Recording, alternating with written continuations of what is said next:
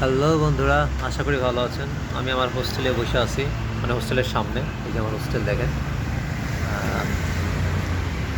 টলস tools যা আপনারা বলেন যে নামে ওই হোস্টেলটা, এটা ঠিক উল্টো দিকে দেখেন একটা দোকান আছে, ইয়া অ্যান্ড দ্য হালাল ফুড। এটি নিয়ে কিছু বলি। কিছুদিন আগে এক বাংলাদেশি ব্লগার ভাই আসছিল এই রেস্টুরেন্টে। কথা প্রসঙ্গ উনি জানতে পারে যেটার মালিক, যে ওনার দাদা নানা দুজনেই চিটাগাঙে। প্রায় ৮০ না ৯০ বছর আগে তারা আসছে, আসার পর দুজনেই থাই বিয়ে করছে। তারাও তো এখন ৮০ ৯০ বছর আগে আসছে, তারা তখন থাই সিটিজেন।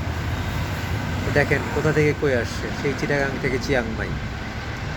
তা আমি আজকে হোস্টেলের সামনে বসে রয়েছি। আমার ৩ দিন থেকে, মানে এখানে তো আমি ৩ দিন হয়েছে আসছি। তা আমি এই হোটেলটা দেখে আমার মনে হয়েছিল যে ওইটাই সে হোটেল, কিন্তু যাওয়া হয়নি। এবার আজকে ভাবলাম যে দুপুরে খাই, লাঞ্চ করি। লাঞ্চ করলাম, করার পর যে মহিলা, ওনার সাথে কথা বললাম, যিনি ওনার, উনি বললো হ্যাঁ। তো উনি আবার খুব খুশি হয়েছে, বললো যে আপনি ওই ভিডিও দেখে আসছেন। আমি বলছি জি জি জি, আমি ভিডিও দেখে আসছি। খাবারও খুব মোটামুটি ভালো এবং খাবারও খুব সস্তা। যা হোক, এটা বলার জন্যই ভিডিও অন করছিলাম।